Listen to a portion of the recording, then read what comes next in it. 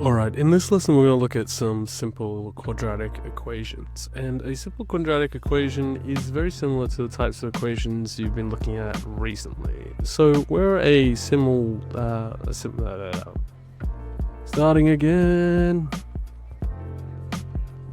3, 2, 1, go. Alright, welcome back. Today we're going to be looking at some quadratic equations and some very basic ones. So far you've been looking at some simple equations like x plus 2 is equal to 5. Now these are fine and very easy to solve, and importantly we'll have a solution. When we come to quadratic equations, they're a little bit different. They can have 1, 2 or no solutions. Now in this video we're just going to look at the ones that have multiple solutions, and it's a lot simpler than it sounds. So let's get started with a x squared is equal to 36. Now this just means x to the power of 2 is just x multiplied by x is equal to 36.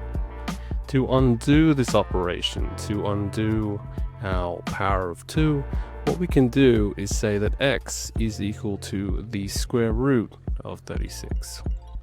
Now, importantly, every single number squared is going to be equal to a positive number. That means that while x is equal to the square root of 36 and the square root of 36 is equal to 6, if I were to say instead do x is equal to negative the square root of 36, then x would be equal to negative 6. And if I substitute in that negative 6 to the equation, it becomes minus 6 squared is equal to 36. And negative 6 squared is just minus 6 times minus 6. A negative times a negative is a positive, and 6 times 6 is equal to 36. So this is true. Both of these solutions are in fact true. And we have a special way of indicating this. We write x is equal to plus or minus 6.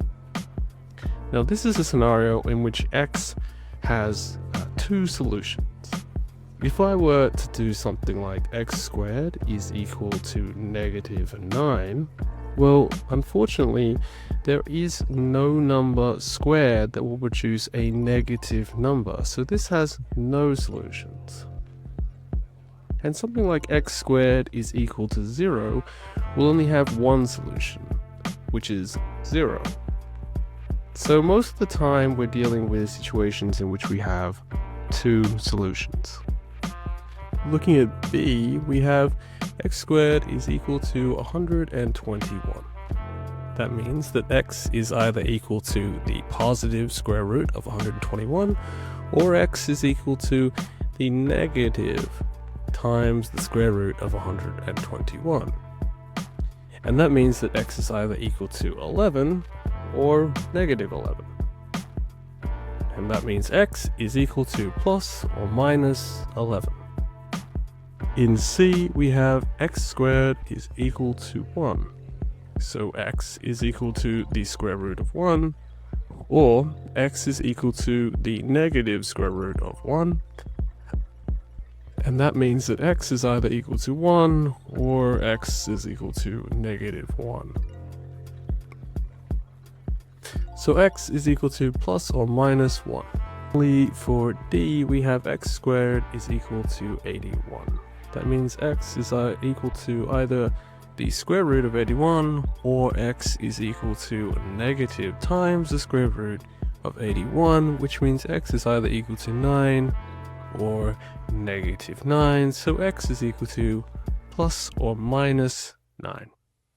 Now, all of these operations with the square root, if you do not know what the square root of certain numbers are, you can do these all on the calculator, and I'll show you how to do that in the next video. Alright, that's it for this video. Hope it was helpful, and I will see you in the next one.